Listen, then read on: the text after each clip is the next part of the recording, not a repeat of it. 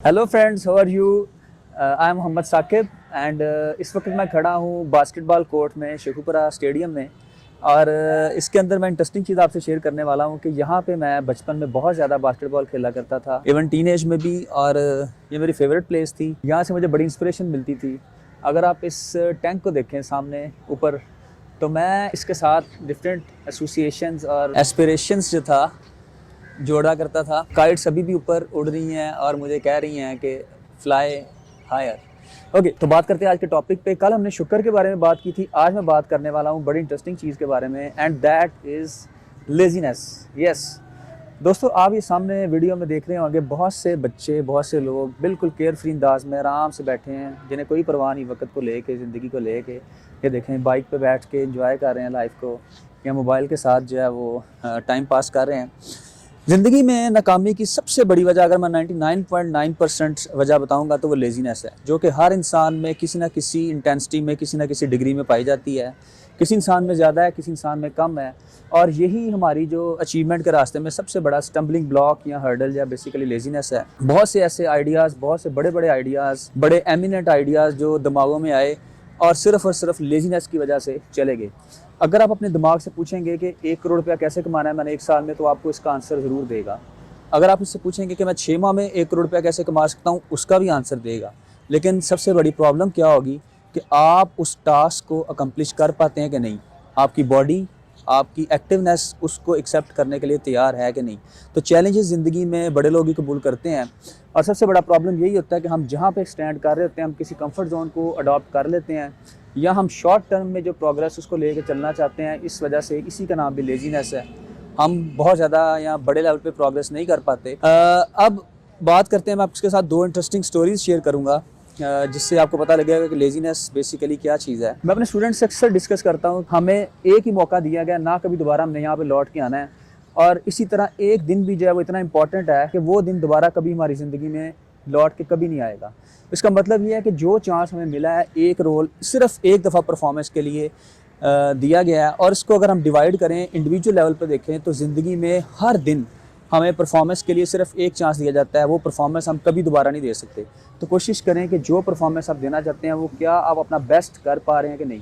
जितने बड़े लोग थे, जितने प्रोग्रेस्ड या सक्सेसफुल लोग थे, उन्होंने हमेशा ज़िंदगी में अपने ईच डे को उसका बेस्ट दिया। और आप भी देखें कि आप अपने दिन को उसका बेस्ट दे रहे हैं कि नहीं दे रहे। अगर आप उसका बेस्ट नहीं दे रहे तो काइंडली उस लेजीनेस को छोड़िए और अपना बेस्ट देने की कोशिश कीजिए। आइडियल तो कुछ भी नहीं है, लेकिन इंशाल्लाह ताला आप परफेक्ट या आइडियल की तरफ बढ़ते बढ़ते एक दिन, तो आइडियल जो है basically that leads to best. Okay, तो बात कर रहे थे ज़िंदगी के अंदर, ज़िंदगी में आने का सिर्फ एक चांस है, इसके बाद दोबारा कभी हमने लौट के इस धरती पे, इस ज़मीन पे कभी नहीं आना। तो जब हम आ गए हैं तो क्यों ना अपने आप को बेस्ट तरीके से परफॉर्म करके जाएं, और लेजीनेस की बजाय हम एक्टिव लाइफस्टाइल को अपनाएं। अब देखें, इस्लाम के अंदर भी अगर हम देखते हैं तो अल्लाह ताला ने बड़ी प्यारी चीज़ रखी थी, जो नमाज़ें थी बेसिकली, वो इसीलिए रखी गई थी कि इंसान एक्टिव लाइफ गुजार सके। क्योंकि नमाज़ पढ़ने के लिए इंसान किसी भी जगह बैठा होता है, तो जब टाइम हो जाता है तो हुक्म आ जाता है कि आप बिस्तर को छोड़ें, मस्जिद में जाएं। और मुझे लगता है कि मस्जिद में जाने का जो ऑर्डर है, या मस्जिद में जाने की जो कमांडमेंट है, उसका बुनियादी मकसद ही ये था कि इंसान जो है बेसिकली लेजीनेस से निकल के एक्टिव लाइफ जो है वो गुजार सके। फिर एक और इंटरेस्टिंग चीज़ देखें, तहज्जुद की इफादत क्यों रखी गई। अल्लाह ताला वैसे भी दुआ कबूल कर सकते थे, यानी दुआ की कबूलियत तो हर वक्त है, लेकिन तहज्जुद को ख़ास मुकाम दिया गया। और वो क्यों दिया गया, उसकी वजह भी यही थी कि सुबह 4 बजे उठने वाले जो लोग हैं बेसिकली, वो ज़्यादा प्रोग्रेस और ग्रो करते हैं। और तहज्जुद के लिए आपको रात को जल्दी सोना पड़ता है। जब आप रात को जल्दी सोते हैं तो आपका माइंड जो है वो फ्रेश हो जाता है, और आप as compare to other people अपनी ज़िंदगी के अंदर अपना डे जो है बेसिकली उसको एक्सटेंड कर लेते हैं, अपने वर्किंग आवर्स को एक्सटेंड कर लेते हैं, अपनी हेल्थ को एक्सटेंड कर लेते हैं। क्योंकि रात को अगर आप बिस्तर पर जल्दी जा रहे हैं तो इसका मतलब है कि आप अपनी सेहत को जो है बेसिकली वो सस्टेन कर रहे हैं। अब स्टोरी में आपके साथ जो शेयर करने वाला हूँ वो बड़ी इंटरेस्टिंग स्टोरी है। एक दफ़ा एक बादशाह ने ये टेस्ट करने के लिए कि उसके सब्जेक्ट्स में से, उसकी मैसेज में से कौन इंसान जो है बेसिकली वो अच्छी काम को, अच्छे इनिशिएटिव को अडॉप्ट करता है, उसने एक बहुत बड़ी चट्टान जो थी एक रास्ते में रखवाई, और उसके नीचे उसने एक अशरफियों की, जो सोने से भरी हुई अशरफियाँ थी, उसकी एक थैली जो थी बेसिकली वो रख दी। अब मुख्तलिफ लोग आते, रास्ते में से गुजरते और वहाँ से गुजर के चले जाते। अब बादशाह जो था झाड़ियों में छुप के साइड पे बैठ गया, और वो देख रहा था कि कौन जो है बेसिकली वो इस इनिशिएटिव को अडॉप्ट करता है और लेजीनेस से बचते हुए भी ये नेकी का काम करता है। तो हुआ यूं ही कि बहुत ज़्यादा लोग गुजरते गए, आखिरकार शाम का वक्त हो गया और एक किसान आया और उसने गुजरते गुजर सोचा कि रास्ते में लोगों के लिए तकलीफ़ का बायस है, क्यों ना मैं ऐसा करूं कि इस पत्थर को यहाँ से हटाऊं। उसने बड़ी मेहनत की, बड़ी स्ट्रगल की, कोशिश की और आखिरकार वो उस पत्थर को वहाँ से हटाने में कामयाब हो गया। और फाइनली ये हुआ कि उसको नीचे से वो थैली मिली और साथ ही उसने देखा कागज़ पे एक नोट लिखा हुआ था। उसने कागज़ पे जो नोट था उसको पढ़ा। उस पर लिखा हुआ था कि मैं बादशाह हूँ और मैंने ये जो अशरफी है इनाम के तौर पे यहाँ पे रखी थी। मैं सिर्फ ये देखना चाहता था कि कौन इंसान जब वो इस नेक काम को करता है और ये इसका इनाम है, तो वो लेके बहुत ज़्यादा खुश हुआ। तो ज़िंदगी में हम बहुत से छोटे छोटे काम जिनको इग्नोर कर देते हैं, ना सिर्फ उनमें दूसरों का फ़ायदा होता है बल्कि वो हमें भी एक्टिवेट कर रहे होते हैं और हमारे लिए रिवॉर्ड लेके आ रहे होते हैं, लेकिन हम उन चीज़ों को स्किप कर देते हैं। इसी से मिलती जुलती एक और छोटी सी मिसाल आपके साथ शेयर करता हूँ। आपने सुना होगा बॉइलिंग फ्रॉग सिंड्रोम। अच्छा, बॉइलिंग फ्रॉग सिंड्रोम बड़ी इंटरेस्टिंग चीज़ है। बॉइलिंग फ्रॉग सिंड्रोम है क्या? अगर आप किसी मेंढक को किसी पानी के सॉसपैन में रख के चूल्हे पर रख देते हैं तो आहिस्ता आहिस्ता मेंढक क्या करता है कि अपने जिस्म का जो टेम्परेचर है वो उस पानी के मुताबिक जो है चेंज करता रहता है।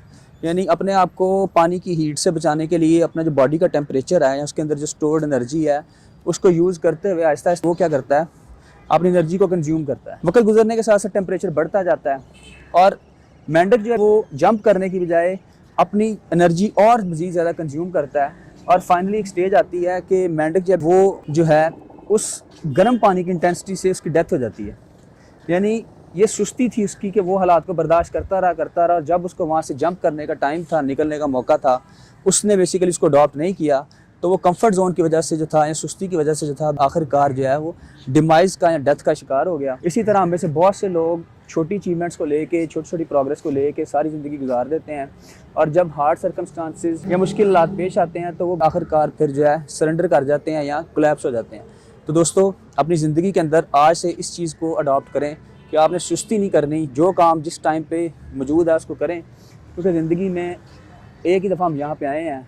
इसके बाद कब्र में हमने बिल्कुल आराम से सोना है, कोई काम नहीं आना हमारे ऊपर, कोई जिम्मेदारी नहीं होनी, कभी दफ्तर नहीं जाना, कभी लाइट नहीं जाएगी, कोई लोड शेडिंग नहीं होगी, कोई कीमतें बढ़ने से प्रॉब्लम नहीं होगी। तो जो मौका मिला है उसको जी भर के जिएँ, मुश्किलात के साथ नज़रें मिला के, कंधे के साथ कंधा मिला के चलें और ये ज़िंदगी का हुस्न है।